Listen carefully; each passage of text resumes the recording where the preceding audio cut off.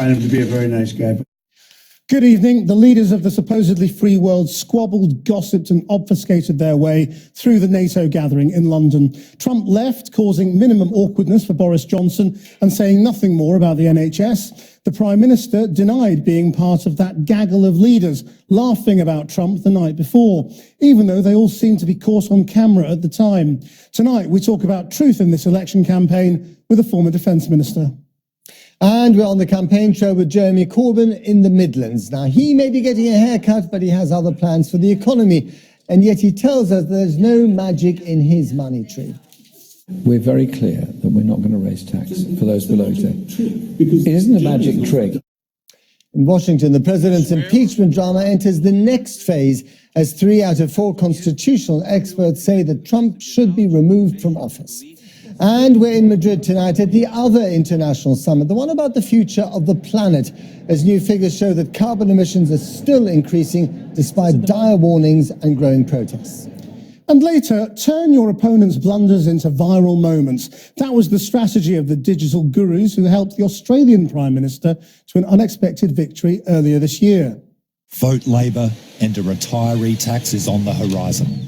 Now, some of them are here, working for Boris Johnson's campaign team.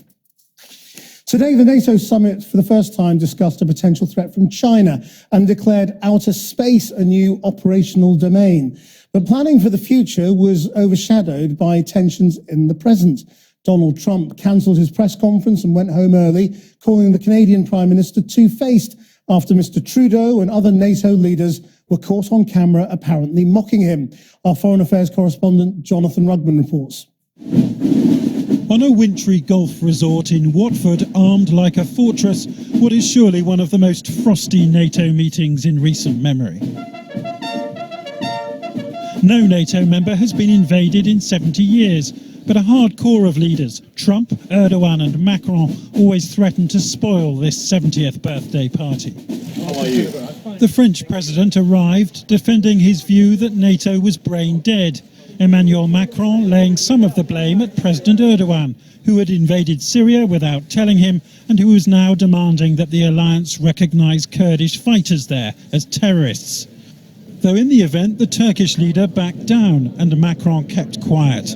NATO's informal motto, all for one and one for all, apparently winning the day. 70 years on, we are rock solid in our commitment to NATO and to the giant shield of solidarity that now protects 29 countries and nearly 1 billion people. But that shield does not protect the ego of Donald Trump, arriving on Marine One and turning out to be the Grinch that stole the Watford summit. Yesterday, he told Canada's Prime Minister to his face that the Canadians were slightly delinquent for not paying their dues on defence.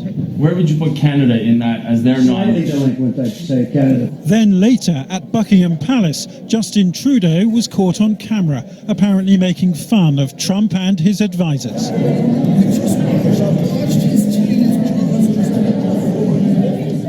America's president is famously thin-skinned at the best of times, and this afternoon he struck back. Well, he's too fast. Do you think that Germany's too naive? And honestly, with Trudeau, he's a nice guy.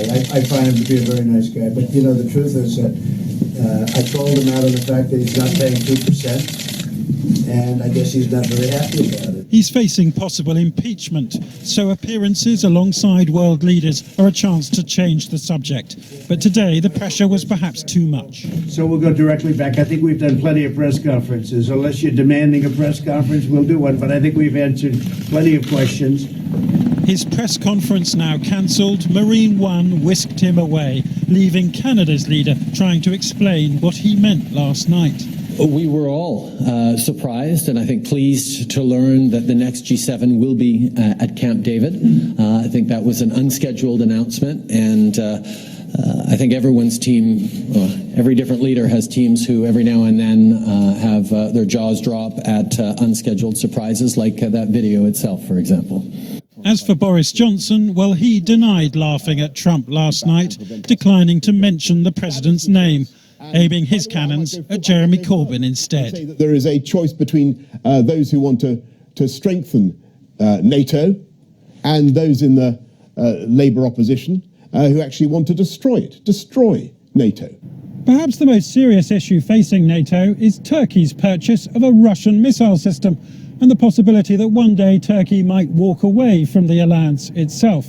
According to Boris Johnson, the missile issue was not discussed at today's formal meeting.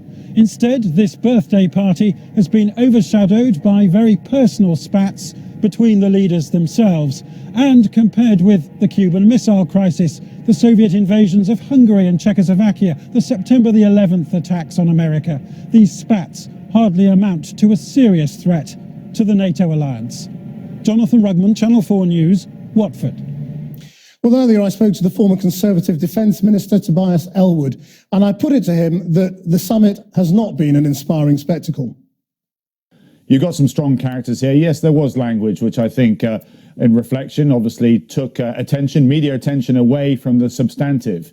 But we faced diverse, complicated threats, and there is a recognition that countries have to spend their 2% minimum, and we have to work together. There are substantive disagreements over, not just over funding, but over Turkey and where it's getting its weapon systems from, policy in Syria, what to do about former ISIS fighters.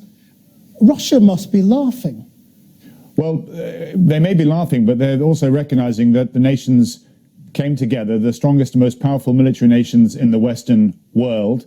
There probably was a little bit of clearing of the air and a recognition, as you say, how can you have a NATO member that starts purchasing air defense systems from our adversaries? How can you have a NATO member that invades its neighbor and actually then attacks the very people, the Kurdish Democratic Forces, that NATO was training? These are difficult questions, and let's not dodge them.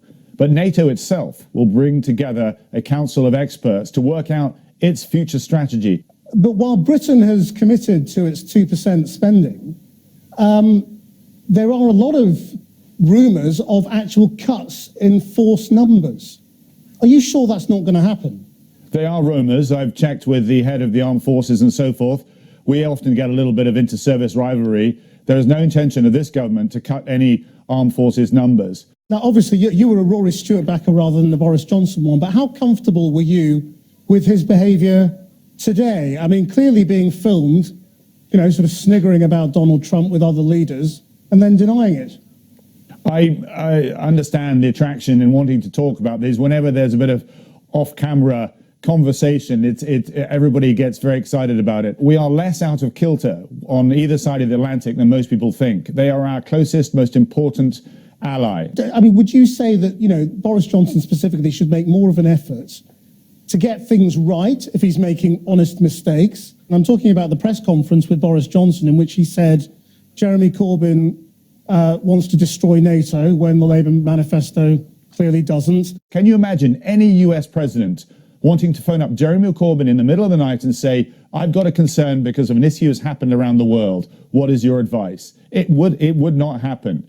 Jeremy Corbyn himself, once he's Prime Minister, away from the manifesto, could do all sorts of things. He could get rid of our nuclear deterrent. I'm talking about telling the truth about things like Jeremy Corbyn wants to destroy NATO. That's just not true. You have to look deeper than the manifesto. You actually have to look at the people themselves to say, where would they take Britain from a security perspective? And there is massive concern from the Labour perspective, the way it's moved to the left itself, of what they would do, who they would befriend. You say people make mistakes. I've interviewed you many times. I can't remember any factual mistakes you've made. Boris Johnson makes them every day. I can only say that I would like all of us, to do more, to do our best in the frenzy of the electioneering campaign, and also put your hand up when you absolutely get it wrong. And hand on heart, given you wanted neither of them, are you finding this as depressing as the rest of us? It's certainly a very different campaign than I've ever experienced before, and that's why I'm saying I think there's an awful lot of reflection that we should do on how we conduct our campaigns. Tobias Ellwood, thank you very much.